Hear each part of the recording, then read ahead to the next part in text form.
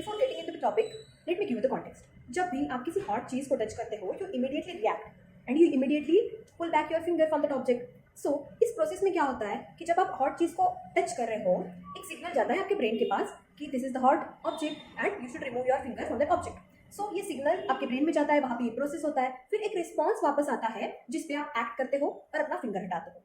अब आपका स्टिमुलस जो था, जो हीट था उस प्लेट का, वो तो आपके फिंगर पे लगा, पर वो पूरा आपके ब्रेन तक गया सिग्नल, देन आपने उस पर रिस्पॉन्स किया.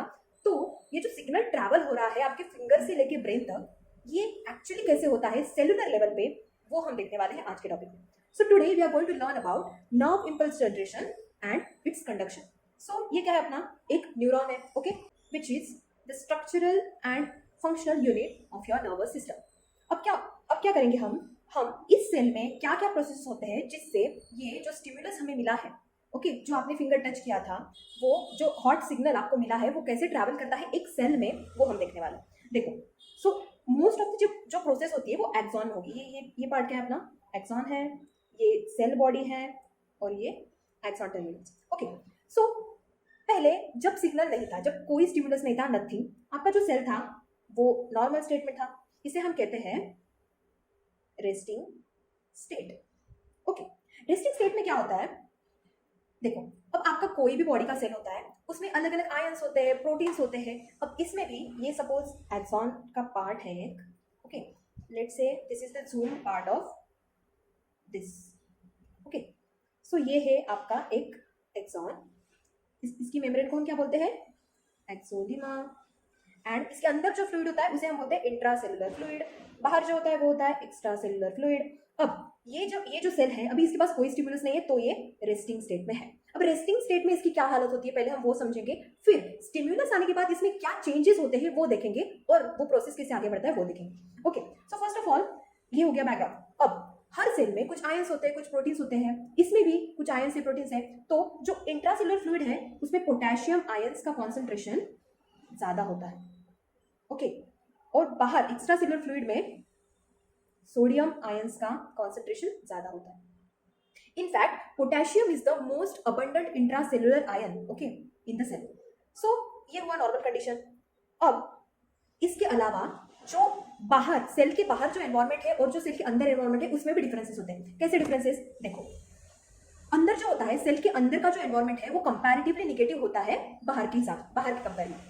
सो यहाँ जो होता है एनवायरमेंट वो होता है -70 मिलीवोल्ट. यानी बाहर अगर कुछ पॉजिटिव आयंस है तो -70 मिलीवोल्ट कम होंगे, कहाँ, सेल के अंदर. और ये कहाँ होता है, एकदम मेम्ब्रेन के पास. यानी let me just extend it. If we extend the axon, यहाँ होता है निगेटिव, बिकॉज अंदर का एनवायरमेंट जो होता है सेल के वो कंपैरेटिवली निगेटिव होता है बाहर के. ओके, कितना, 70 millivolt. And this is the resting potential. जब सेल के पास कोई स्टिमुलस नहीं होता, कुछ नहीं होता, जब वो पूरे नॉर्मल कंडीशन में होता है, तब जो पोटेंशियल डिफरेंस होता है सेल के अंदर और सेल के बाहर, इंट्रासेलुलर फ्लूइड में और एक्स्ट्रासेलुलर फ्लूइड में जो भी डिफरेंस होता है उसे हम कहते हैं रेस्टिंग पोटेंशियल.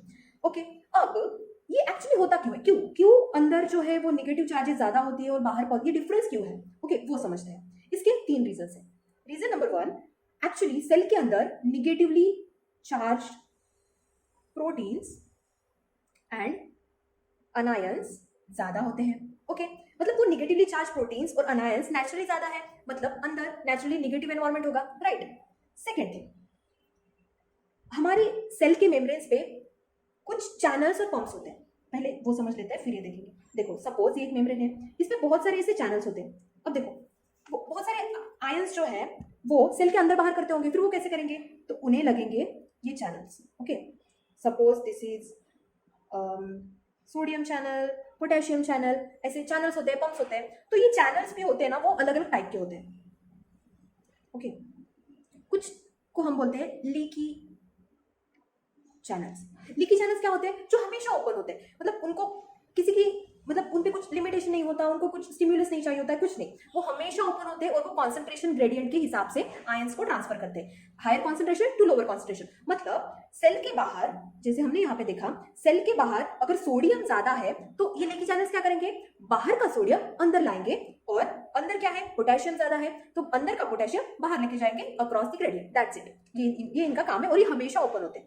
सेकेंड टाइप के चैनल होते हैं जिनको हम क्या बोलते हैं, गेटेड चैनल बोलते हैं। ओके, गेटेड समझते हैं, गेटेड चैनल। अब गेटेड में भी टाइप्स होते हैं। गेटेड चैनल क्या होता है, जिन पे ना एक गेट लगा होता है, वो ऐसे किसी भी आयन को जाने या आने नहीं देते। ओके, उन पे गेट लगा होता है और उनकी कुछ कंडीशन होती है। अब उस कंडीशन के हिसाब से कुछ होते हैं मैकेनिकली गेटेड, यानी जो किसी मैकेनिकल प्रेशर पे एक्ट करते हैं। ओके, सेकेंड वोल्टेज गेटेड, इनको क्या लगता है, एक पर्टिकुलर वोल्टेज लगता है, उस वोल्टेज पे ये काम करते हैं, मतलब उतना वोल्टेज उन्हें मिल गया तो वो ओपन हो जाएंगे या फिर क्लोज हो जाएंगे। ओके, थर्ड जो होते हैं वो लिगैंड गेटेड होते हैं, इन पे अगर कोई लिगैंड आके लग जाएगा तो वो ओपन या क्लोज हो जाएंगे। ओके, सो ऐसे बहुत तरह के चैनल्स होते हैं। इसके अलावा अपने मेम्ब्रेन में, सेल के मेम्ब्रेन पंप भी होता है। पंप क्या होता है, जो एनर्जी यूज करके हमने जो चैनल्स देखे थे वो एनर्जी यूज नहीं करते, वो आइदर वो क्या करते हैं, ग्रेडियंट जो होता है उसको यूज करके ये काम करते हैं। अब पंप्स क्या होते हैं, जो एनर्जी यूज करेंगे, energy in the form of ATP, for example sodium potassium pump. Pump का क्या क्या काम है, अगर ग्रेडियंट हमारे पास नहीं है, मतलब हमें लोअर कॉन्सेंट्रेशन से हायर कॉन्सेंट्रेशन अगर ट्रांसफर करना है आयन का, तब ये पंप काम आते हैं, और इसलिए ये एनर्जी यूज करते हैं, क्योंकि ये जो ग्रेडियंट होता है उसके अपोजिट काम करते हैं, मतलब ज्यादा काम करना पड़ रहा है तो इन्हें एनर्जी लगेगी। ठीक है, तो ये एनर्जी काम करके ये करते हैं। अब देखते हैं सोडियम पोटेशियम पंप कैसे काम करता है। ये क्या करता है, 3 सोडियम आयंस, देखो हमने यहाँ क्या देखा था, सोडियम आयन का कॉन्सेंट्रेशन बाहर ज्यादा होता है और पोटेशियम आयंस का कॉन्सेंट्रेशन अंदर कम ज्यादा होता है। तो ये क्या करते हैं, 3 सोडियम आयंस को आउट भेजते हैं और 2 पोटेशियम आयंस को इन भेजते हैं सेल के। अब देखो हम क्या देख रहे थे कि ये हो गए अपने चैनल्स और पंप। अब हम क्या देख रहे थे, इसके अलावा एक और मैं बता देती हूँ आपको, एक होता है calcium channel, calcium gated channel. देखो गेटेड में एक वोल्टेज गेटेड में होता है अपना, अभी जो हमें काम आने वाले वो है potassium gated channel, sodium gated channel, potassium gated channel, sodium gated channel, और एक कैल्शियम गेटेड चैनल। ओके, अब देखो हम क्या देख रहे थे कि ये जो निगेटिव एनवायरमेंट अंदर बना है, ये जो -70 मिली वोल्ट का जो एनवायरमेंट अंदर बना है, वो क्यों बना है। फर्स्ट रीजन हमने क्या देखा था कि नेचुरली निगेटिव चार्ज प्रोटीन्स और अनायंस अंदर ज्यादा होते हैं, तो नेचुरली डिफरेंस बन गया। सेकेंड, ये जो मेम्ब्रेन होती है, एक्सॉन मेम्ब्रेन, इज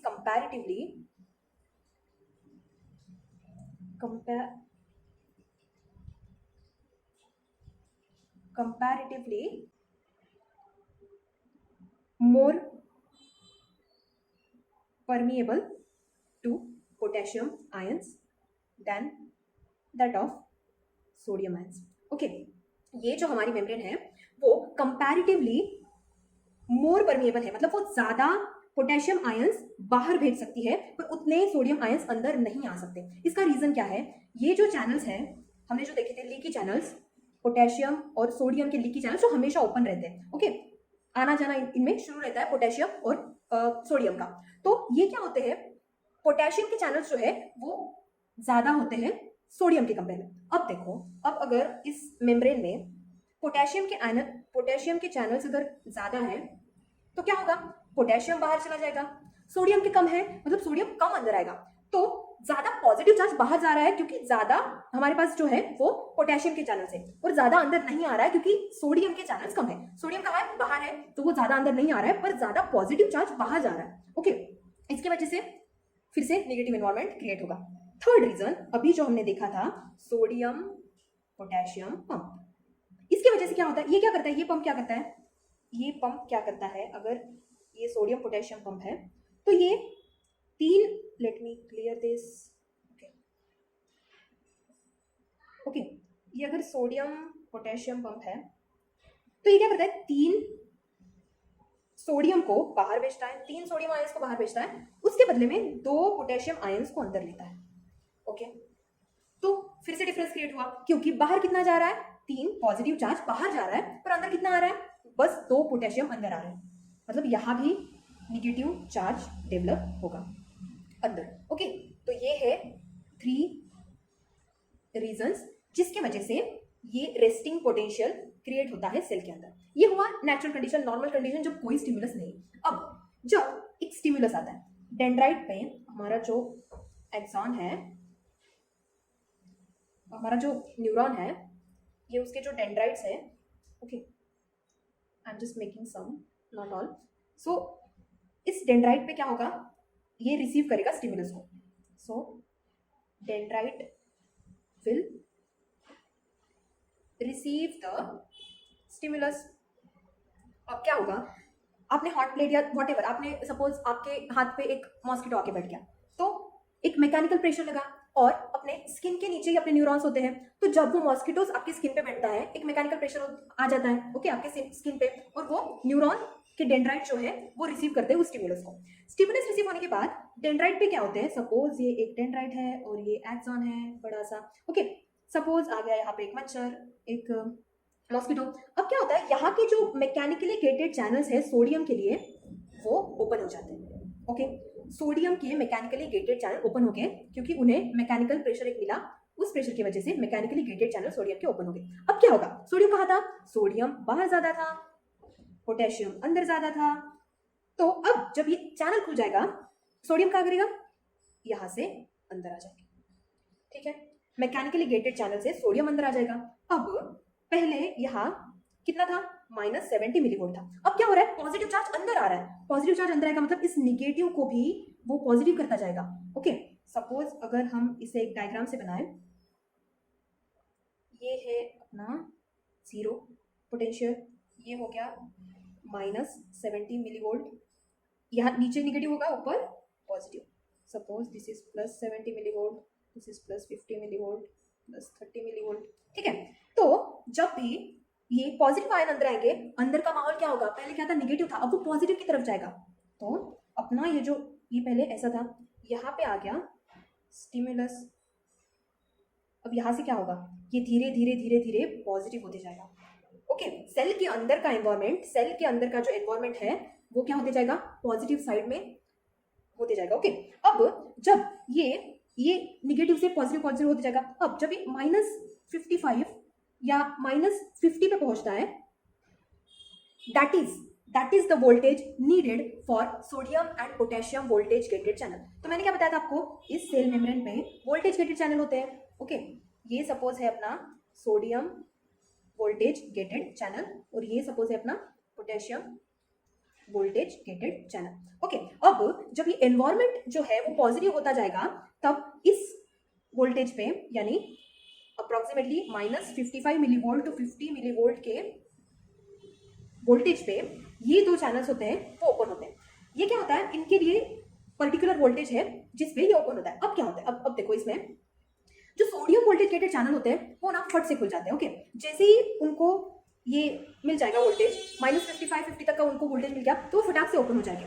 ओके, और जो पोटेशियम के वोल्टेज गेटेड चैनल्स है वो थोड़ा लेट ओपन होंगे, मैं बताती हूँ उसके बारे में, पर पहले सोडियम के वोल्टेज गेटेड चैनल ओपन होंगे। अब जब भी ओपन होंगे क्या होगा, सोडियम कहाँ है, बाहर ज्यादा है, वो फिर से अंदर आएगा और पॉजिटिव चार्ज अंदर आएगा, पहले इधर से आया और फिर से आया, और क्या होगा, ये और पॉजिटिव होगा, पॉजिटिव पॉजिटिव करते करते करते करते ये +30 मिलीवोल्ट तक पहुंच जाता है।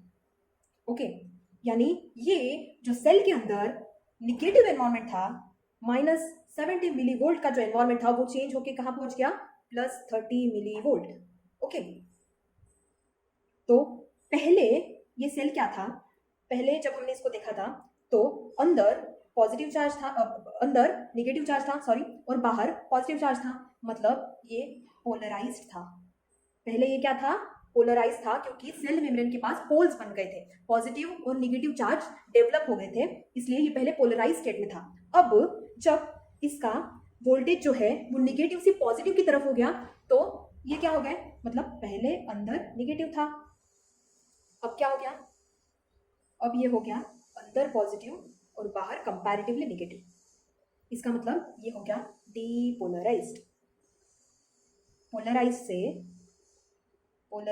ये हो गया डीपोलराइज्ड। ओके, सो इसे हम क्या बोलेंगे, ये जो ग्राफ हमारा ऊपर जा रहा है निगेटिव -70 मिलीवोल्ट से +30 तक, ये क्या हुआ अपना डीपोलराइजेशन।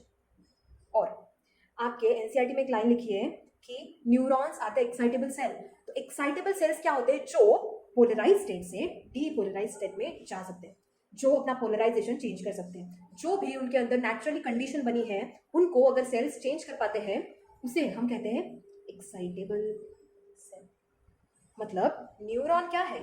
न्यूरॉन एक एक्साइटेबल सेल है। ओके, अब न्यूरॉन के अलावा और एक सेल होता है, मसल सेल, वो भी एक्साइटेबल होता है। ओके, पर इसमें जब एक्साइटेशन होती है तब क्या होता है? इसमें कॉन्ट्रैक्शन होता है। ओके, सो अब तो हम न्यूरॉन की बात कर रहे हैं। ओके, सो ये हो गया एक्साइटेबल सेल अपना न्यूरॉन।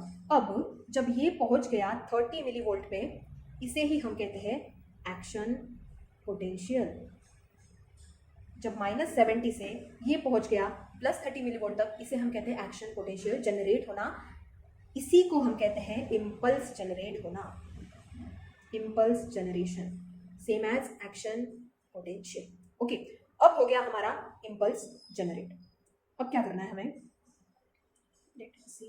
ओके, अब इम्पल्स तो जनरेट हो गया। सपोज हमारा ये एक एक्सॉन है,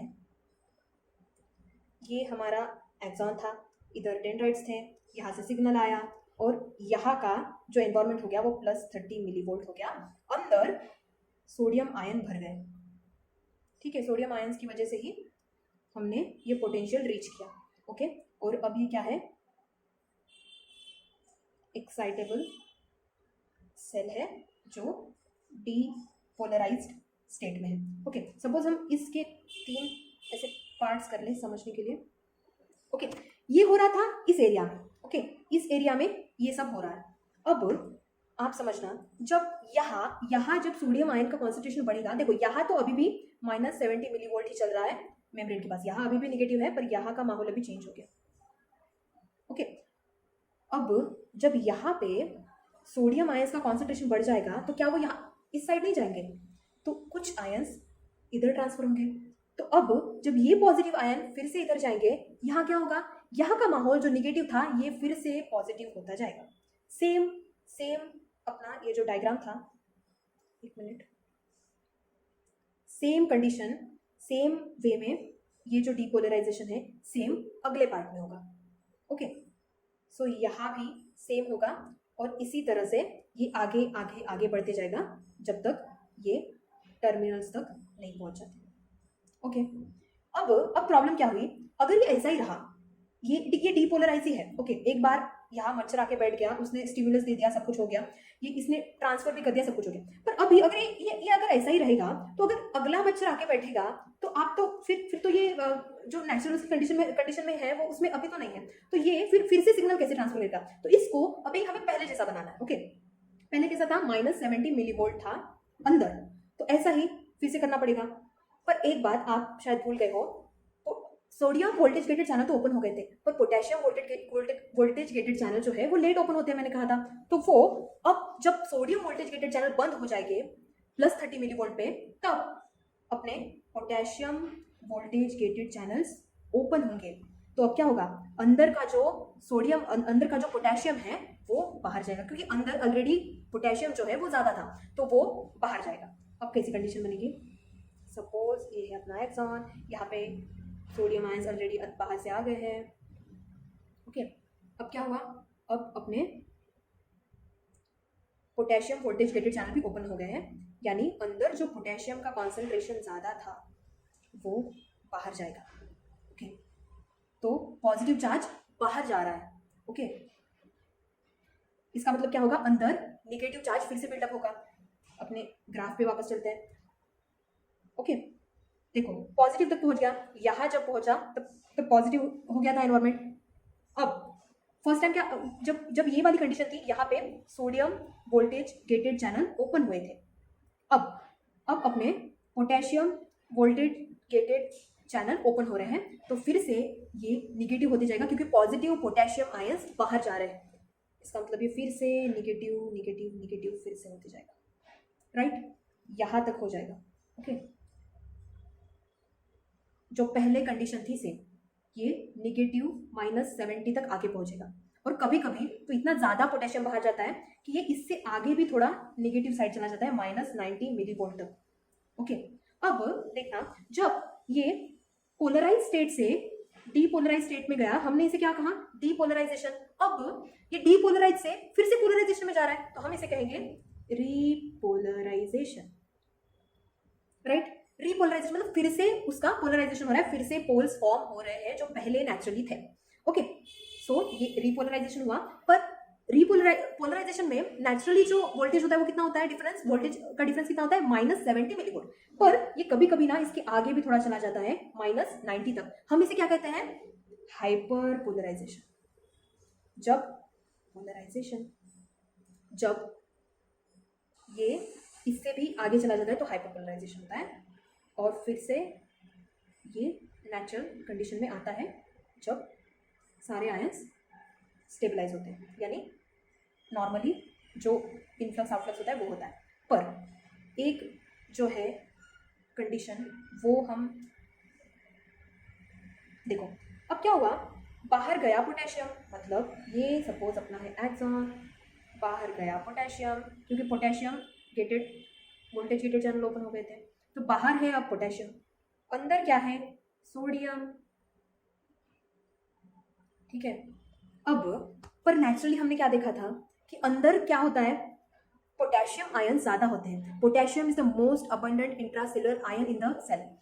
अब क्या हुआ, यहाँ पे माहौल उल्टा हो गया, बाहर पोटेशियम ज्यादा हो गया और अंदर सोडियम ज्यादा हुआ है, पर ये हमारी नेचुरल कंडीशन नहीं थी। नेचुरली पोटेशियम जो था वो अंदर ज्यादा था और सोडियम बाहर ज्यादा था। तो अब इसको करेक्ट कैसे करें, आप बताओ आंसर। हम ऑलरेडी पढ़ चुके हैं एक ऐसा पंप, अपना सोडियम पोटेशियम पंप, जो 3 सोडियम को बाहर लेके जाता है और 2 पोटेशियम को, 3 सोडियम को बाहर लेके जाता है और 2 पोटेशियम को अंदर लेके आता है, यानी डिफरेंस क्रिएट हुआ। फिर से सोडियम आयन बाहर बाहर जा रहे हैं और पोटेशियम आयंस अंदर आ रहे हैं। ओके, ये हुआ इस पार्ट में। अब देखो हमने क्या क्या पढ़ा, पहले एक मैकेनिकल प्रेशर आपके डेंड्राइट पे आया, उसने sodium mechanically gated channel open किए। वो ओपन होने के बाद क्या हुआ, यहाँ पे पॉजिटिव माहौल क्रिएट होने लगा सेल के अंदर। अब जब ये पॉजिटिव माहौल -50-55 तक गया, इसे हम कहते हैं थ्रेशोल्ड पोटेंशियल। थ्रेशोल्ड पोटेंशियल, इस पोटेंशियल पे क्या हुआ, इसे हम कहते हैं थ्रेशोल्ड पोटेंशियल। इस पोटेंशियल पे क्या हुआ, जो सोडियम वोल्टेज गेटेड चैनल थे और पोटेशियम वोल्टेज गेटेड चैनल थे, उनके लिए ये सिग्नल था। पर sodium voltage gated channel fast है और पोटेशियम वोल्टेज गेटेड चैनल थोड़े स्लो है, तो sodium voltage gated channel open हो गए।